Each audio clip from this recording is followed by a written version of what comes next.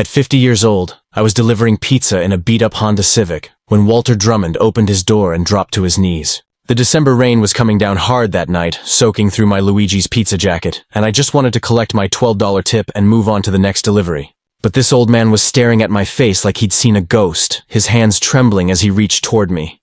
"Dear God," he whispered, his voice breaking. "You're Thomas Grant's son, aren't you?" I stepped back, confused and a little concerned. "Sir, are you okay? Should I call someone?" "Thomas Grant was your father. I know those eyes, that jawline." I blinked, trying to process the words. My father had passed over 20 years ago, a man whose name had been whispered in business circles but who had vanished from my life long before I even understood what legacy meant. And now this stranger, drenched in rain and shaking as if he'd seen a miracle, was telling me something that would change everything. You're worth more than you think," he continued, pulling out a folded piece of paper from his coat. "People have underestimated you your whole life, but your inheritance, your father's legacy, it's waiting for you." I laughed nervously, assuming it was a scam or some insane joke. My life at that point had been a string of disappointments. Fired from the company I spent 25 years building a career in, blacklisted from my industry, and reduced to delivering pizzas to pay rent. Worth millions? Me? And here's a question for you. Have you ever had someone tell you something so unbelievable it felt unreal? Comment below where you're watching from and hit subscribe, because what happened next changed my life forever. The weeks before that rainy night were the lowest of my life. At 50, I was a man who had spent decades building a career, only to be tossed aside like yesterday's newspaper. I had worked in the tech industry for over 25 years, climbing the ladder from an entry-level engineer to managing a multinational division. I had given everything to my job, my time, my health, my energy, and yet in one boardroom meeting, it all vanished. I was replaced by someone half my age, someone they could pay less, someone who didn't understand the years of experience I had accumulated. Friends stopped returning calls. Colleagues avoided me like the plague. My reputation, painstakingly built over decades, had been quietly destroyed. I was blacklisted, the very word carrying a weight I never thought I would know. For months, I bounced from temporary gigs, underpaid consulting jobs, and finally, delivering pizzas just to pay my rent and utilities. Every night, I fell asleep to the hum of my old Honda, wondering how I had ended up here. And then came Walter Drummond, drenched in rain, insisting that I was worth far more than I believed. At first, I dismissed it as delusion or some scam, but something in his eyes made me pause. He spoke with a conviction that was impossible to fake. A certainty that made my heart pound and my mind race. Could it really be true? Could I, a man abandoned by the industry I loved, really be sitting on a hidden fortune? Walter told me stories I had never heard before about my father, Thomas Grant, a man I had known only as a quiet figure in my childhood. He had been more than just a businessman. He had been a visionary, a man who built wealth in ways even I, with all my years of experience, could scarcely imagine. And according to Walter, my father had left behind more than just memories. He had left a secret legacy, one that only I could claim. Here's a question for you. Have you ever discovered something that made you question your entire life? Comment below and let me know where you're watching from. And don't forget to subscribe because what I'm about to share will blow your mind. Walter handed me documents, old contracts, and a series of letters that hinted at investments, trusts, and accounts I had never known existed. Some were obscure, hidden behind layers of legal jargon.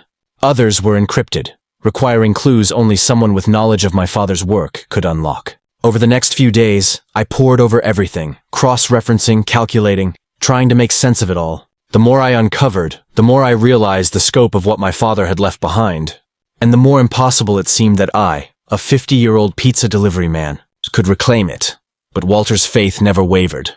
"You've been underestimated your whole life," he told me. "Your father built this for you. It's time you claim it. Don't let anyone, your bosses, your colleagues, even yourself, convince you that you're not worthy." I started thinking about my life in a new way. Every rejection, every failure, every moment I had been overlooked suddenly made sense. It wasn't punishment, it was preparation. And I realized that if I wanted to reclaim what was mine, I would have to take bold action. So I did what no one expected. I started digging, calling old contacts, analyzing investments, and tracing my father's moves with painstaking care. I was no longer just Lawrence Carter, the blacklisted executive. I was becoming someone who would outsmart everyone who had doubted him. Once I committed to uncovering my father's legacy, life became a whirlwind of research, phone calls, and late-night calculations. I had to approach this carefully. My sisters and former colleagues still believed I was finished, a man past his prime.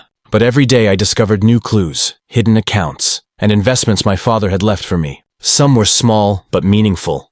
Others were enormous, waiting for the right person to recognize them.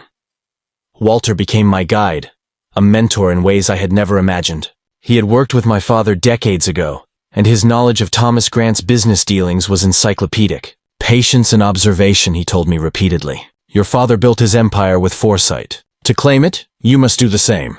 I began taking notes, cross-referencing every account, every property, every investment. Slowly, the pieces of the puzzle started to fall into place. One evening, as I sat in my tiny apartment surrounded by spreadsheets, financial statements, and legal documents, I realized something astonishing. My father had designed this legacy so that only someone who truly understood his values and strategy could unlock it. Every obstacle, every hidden account, every coded letter was a test. And for the first time in years, I felt alive. Not because of money, but because I had a purpose bigger than myself. Here's a question for you. Have you ever faced a challenge so enormous that it seemed impossible yet thrilling at the same time? Comment below where you're watching from and share your experience. And don't forget to subscribe, because the journey is just getting started. I began putting together a step-by-step plan. Some of the accounts required legal verification. Others were tied to international holdings. And a few needed me to confront people from my father's past who were long gone, or so I thought. Each day was a mixture of frustration, excitement, and hope. I learned to be methodical, precise, and patient. Mistakes could cost me everything, and I knew my sisters and former colleagues were still under the impression that I was powerless. Then came the first real breakthrough. A forgotten trust fund, tucked away in a small bank in Switzerland, had my name clearly listed as the beneficiary. Unlocking it required legal finesse, some creative thinking, and a little luck. But as the confirmation came in, I felt a rush of vindication. I was no longer just a man delivering pizzas.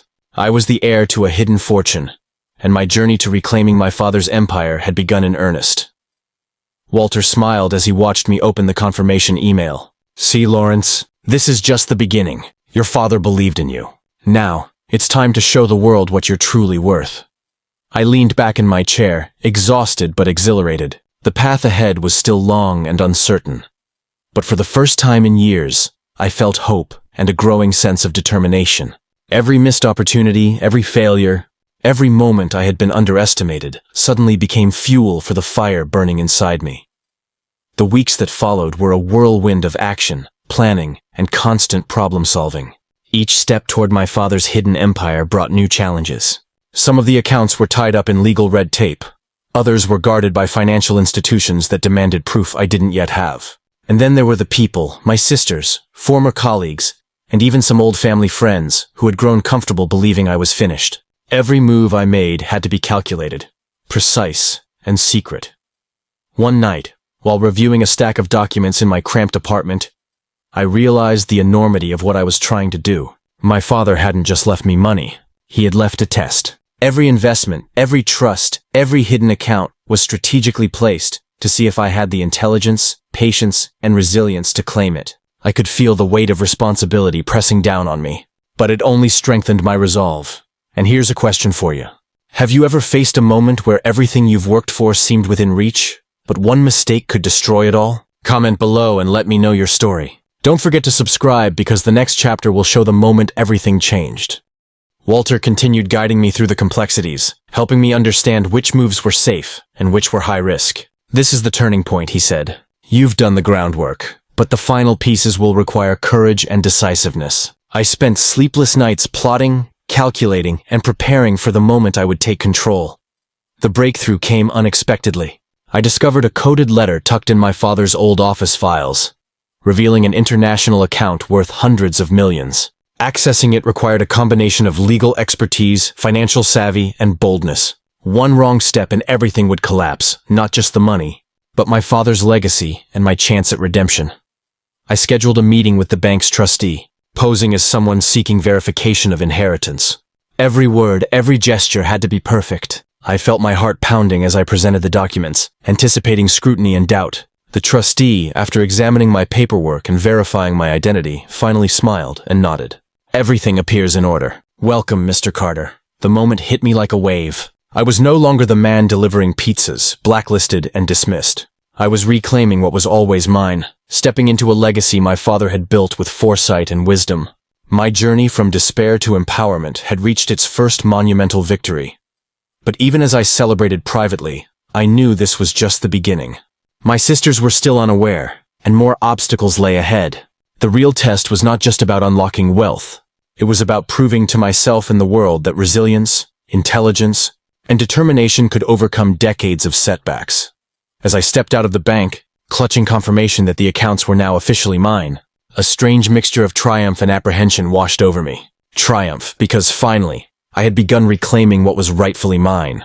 Apprehension, because I knew my sisters and former colleagues would soon learn that the man they had dismissed as irrelevant was now a force they could no longer ignore.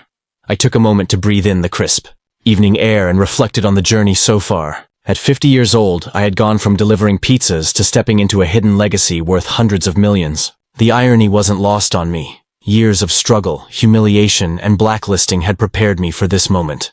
My father had always known I was capable of more than I realized. And this journey was his final lesson, a test of patience, intelligence, and courage. Walter met me outside the bank, his usual calm demeanor broken by a rare smile. "Lawrence, you've done more than most could even imagine.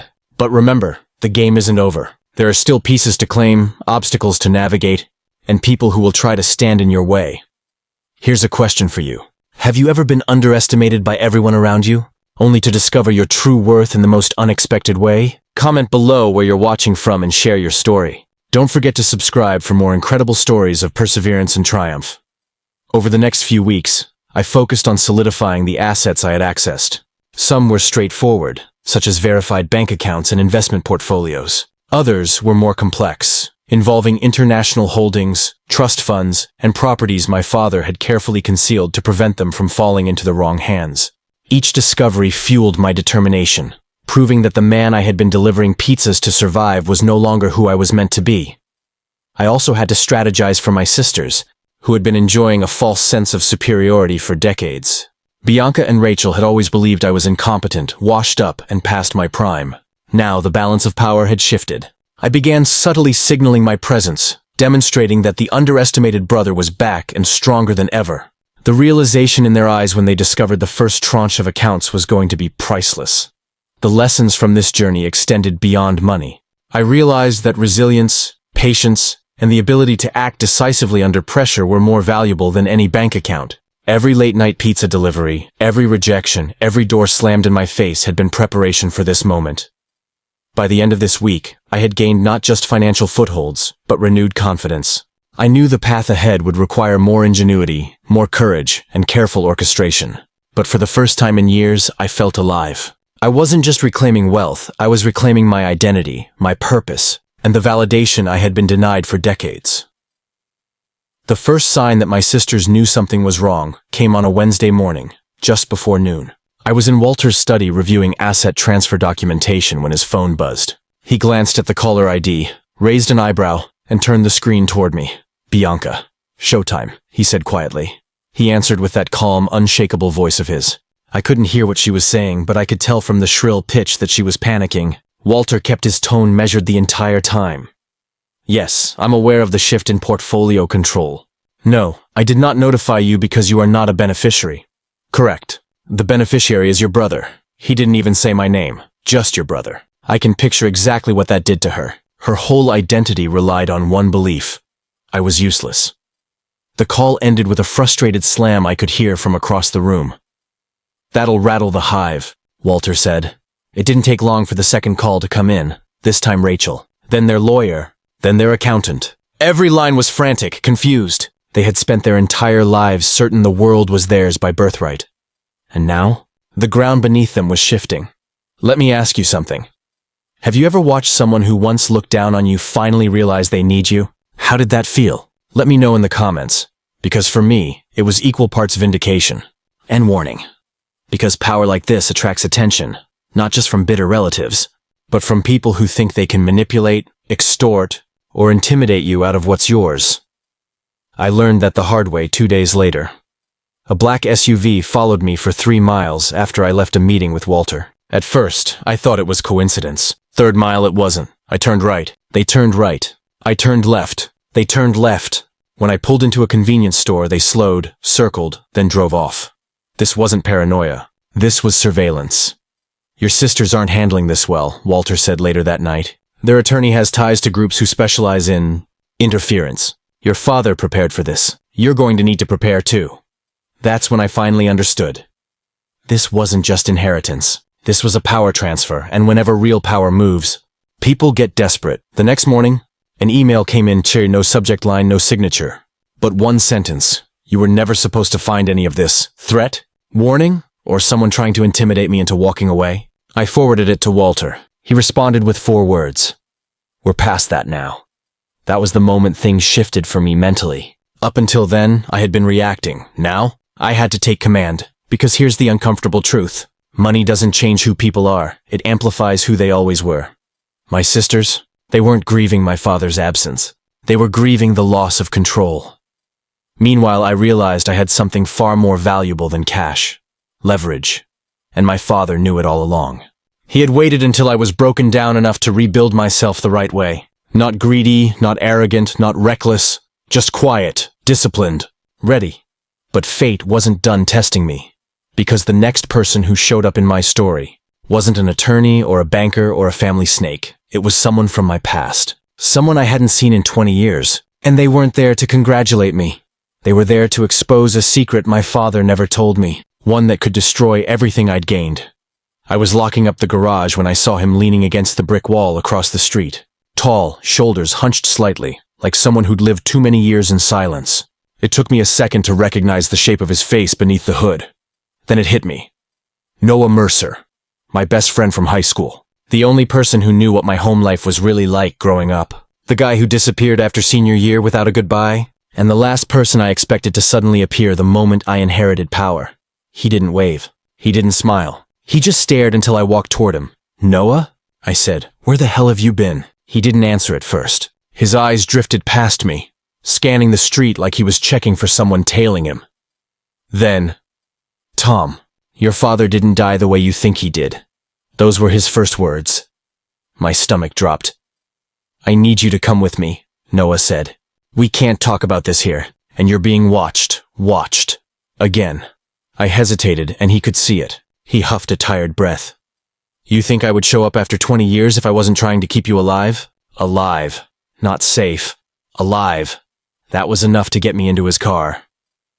He drove 3 neighborhoods over before speaking again. You ever wonder why your father changed his name? He asked. I thought it was to get away from my mother's smear campaign, I said. He shook his head slowly. No. That was the cover story. He was already hiding long before that. I frowned. Hiding from who? He didn't miss a beat. From the people who built the empire he walked away from. That sentence landed like a sledgehammer. I knew my father once had money. I now understood just how much, but I never imagined he walked away from it. You don't leave $823 million behind. Not without a reason. Before I could ask another question, Noah pulled into an abandoned train depot. The kind developers promised to revitalize for 15 years, but never did. He killed the engine and turned toward me. You're not the only heir, he said. The world tilted for a second. I don't have another sibling. Not one your mother knew about, he replied. I went silent. You remember when you and I were kids? How your dad always disappeared for days at a time. Noah continued. You thought he was depressed. He wasn't. He was securing assets and protecting someone else. I swallowed hard. Who? Noah hesitated, and that hesitation said everything. Not danger, regret, pain. Before he died, your father reached out to me, he said. He knew the day would come when his children would be hunted for what he left behind. Your sisters can't inherit what they don't understand. You were his contingency, but he also needed me to give you the second half of the story. I studied him carefully. You knew all this time, I said, and I kept my mouth shut because there were people who would have killed to find you, he replied. Then he leaned forward, lowering his voice. Tom, the moment the trust activated, everything your father built started blinking on the radar again. You think your sisters are dangerous? He shook his head.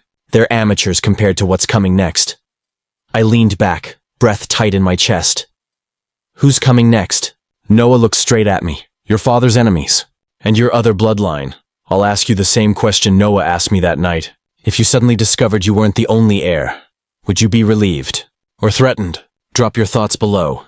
Because what I felt wasn't relief. It was the instinctive warning your body gives you right before a storm hits. Something is coming. And once Noah told me the name I had never expected to hear again, everything changed. Noah waited a long time before speaking again. I could tell he was measuring every word, like one wrong sentence could detonate a landmine. Finally, he exhaled, her name. Is Evelyn Hart. I blinked. Who? He held my stare. Your father's daughter. Born before he ever met your mother. For a second, I couldn't breathe. A sister. But not Bianca or Porsche. Not spoiled. Not cruel. Not poisoned by my mother. A completely different life. A different childhood. A different truth. She's 47, Noah continued. She spent most of her life overseas. Your father supported her quietly, off record. No traceable ties. He built the offshore structure originally for her, not your mother. That trust you inherited, it was never just for you. You're only half of the equation. My pulse hammered in my ears. Where is she now? I asked. That's the problem, he said. She went off the grid 6 months ago. I stared at him. Why? Because the moment your mother died, power vacuum. And power vacuums attract wolves. He leaned forward, elbows on the steering wheel. Tom, someone is hunting the heirs. Not for the money. For the network attached to it. You're not rich. You're positioned. And whoever controls you, controls access. I dragged a hand down my face. This was no longer some Cinderella-style twist of fate. This was chess, and I had just walked onto the board without knowing there were pieces already in motion. Noah pulled something from his jacket. A small leather folio, worn at the edges. This is the copy of the dossier your father gave me, he said. It's not everything, but it's enough to show you how deep this goes. He passed it to me. Inside were photos, grainy, older, of a young girl with sharp eyes, dark hair, and a defiant posture. She looked like she could break the world in half if she had to. Under one picture, E. Hart, Zurich, 1999, another, Geneva, private school, restricted file. She didn't look sheltered. She looked trained. I flipped to the back and saw a newspaper clipping. Something international. About a tech acquisition that never happened because the buyer mysteriously disappeared. Noah tapped the page. That buyer? Evelyn. She was already being hunted back then. Your father pulled her out before they could use her as leverage. My throat tightened. All this time, I thought I was the forgotten one. Turns out, I wasn't the abandoned child. I was the shield child, the distraction, the one raised in public sight so the real heir could operate behind the curtain. And now she was gone. You said she disappeared 6 months ago, I said. Where was she before that? He hesitated. With him. Who's him? Noah looked me dead in the eye. Your father's oldest ally. The one person he trusted more than anyone else. The last living piece of the original circle. Then why hasn't he surfaced? Because the moment he does, everything erupts. Noah sat back, jaw clenched. You're not just stepping into wealth, Tom. You're stepping into a war. And the side you pick will determine who survives it. For the first time since this entire nightmare began, I felt something new rising under my ribs. Not fear, not confusion. Obligation. Someone out there might be alive because my father trusted her to be hidden, and she might now be dead because he isn't here to protect her. Why tell me now? I asked. Because they found your name, Noah said. They haven't found hers yet. And if you go public before you understand who you're dealing with, you won't live long enough to finish the paperwork. I stared out the windshield, a cold weight pressing on the back of my neck. Some people win an inheritance. Me? I inherited a missing sister, 20-year lies, and a target between my shoulder blades. If everything you believed about your family suddenly shattered, would you go looking for the missing truth, or would you walk away to stay safe? Tell me in the comments. I'd love to see how many of you would chase the truth versus protect your peace, and where in the world you're watching from. I didn't sleep that night. I lay awake on a mattress that still smelled like cheap pizza sauce and rainwater, staring at the ceiling while everything I thought I knew about my life turned itself inside out. I wasn't broke. I wasn't alone. I wasn't random. Every bad year of my life had been engineered, not accidental. At 3:40 a.m., I sat up and whispered to myself, they didn't bury me. They hid me. And there's a big difference.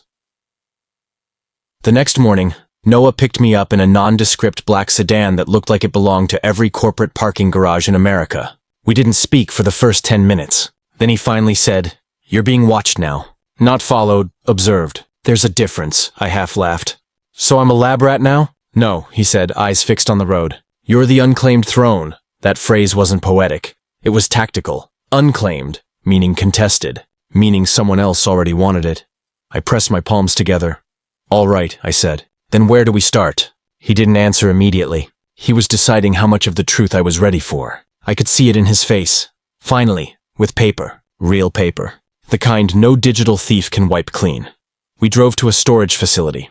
One of those private off-record ones that don't advertise and don't exist in public databases. He punched in a code. Huge iron doors slid open. Inside were boxes. Heavy archival crates stacked floor to ceiling, wrapped in security seals. Each was stamped with a crest I recognized from the trust documents. An old-world insignia that looked more like something from a sovereign nation than a corporation. What is all this? I asked quietly. Your father's contingency plans, Noah replied. The terms of inheritance weren't money. They were positioning. Everything in here explains why. He rested a hand on one of the crates. Your father didn't want a son who inherited money. He wanted a son ready to use it correctly. I swallowed.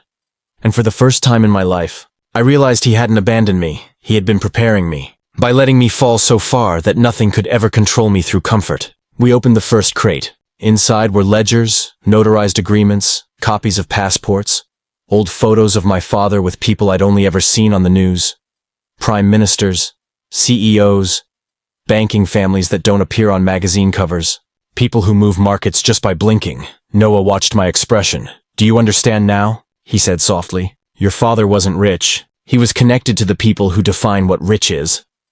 I shook my head, stunned. And Evelyn? I asked. Where does she fit? She's the piece your father couldn't risk losing, he said, which is why he paused. We're not the first ones looking for her. That sentence chilled me deeper than anything else so far. Not someone is looking. We're not the first, meaning the hunt had already begun, and we were late to the starting line. We carried 3 binders to the small table in the back of the vault. Noah opened one and pointed to a map. 12 cities, marked with red pins. Each had a timestamp, a coded series of letters and numbers. This wasn't travel, this was a pattern, a trail. Before she disappeared, Noah said, tapping Zurich, Evelyn was collecting something. Not money, leverage. She was finishing what your father started. Then he turned the page. And her last known location? It wasn't Zurich. It wasn't Geneva. It wasn't Paris or Dubai or London. It was New York, my city. She had been right here, before vanishing. Noah shut the binder slowly. This is where your life stops happening to you, he said, and begins happening because of you. If we move forward, there's no going back to anonymity. I met his eyes. I've already lost everything once, I said. I'm not afraid of losing comfort. I'm afraid of losing purpose. He nodded once. Then we start tonight. If you discovered you had a missing sibling tied to a fortune, a legacy, and a dangerous secret, would you search for them, even if it put you at risk? Type yes or no in the comments, and tell me what country you're watching from. I'm always amazed how far these stories travel. That night, I stood in front of a mirror inside a place I never imagined myself walking into again. A private penthouse conference suite overlooking Manhattan. I wasn't wearing a pizza delivery jacket anymore. I was wearing a tailored suit that used to belong to my father. Noah set a thin leather dossier on the table in front of me. This isn't about inheritance, he said quietly. This is about rightful position. And before you can step into it, you need to understand who's fighting to stop you. Inside the folder was a list of names. I recognized 2 of them immediately. Billionaires who had publicly donated to my father's rivals years ago. But the 4th name made my blood run cold. Cole Harrington. The man who had blacklisted me from every company in the state. The man I thought had just been a personal enemy. Noah watched my reaction. He wasn't targeting you because you were weak, he said. He was targeting you because he knew exactly who you were, and he needed you erased before you found out. Everything clicked at once. My firing, my reputation assassination, the smear campaigns, the sudden blacklist. It wasn't punishment, it was containment. I wasn't a nobody. I was an heir someone wanted buried. Your sister Evelyn didn't disappear to hide, Noah continued. She disappeared because she got close, too close, to something these men couldn't afford her to uncover. He slid me a phone. Encrypted. Untraceable.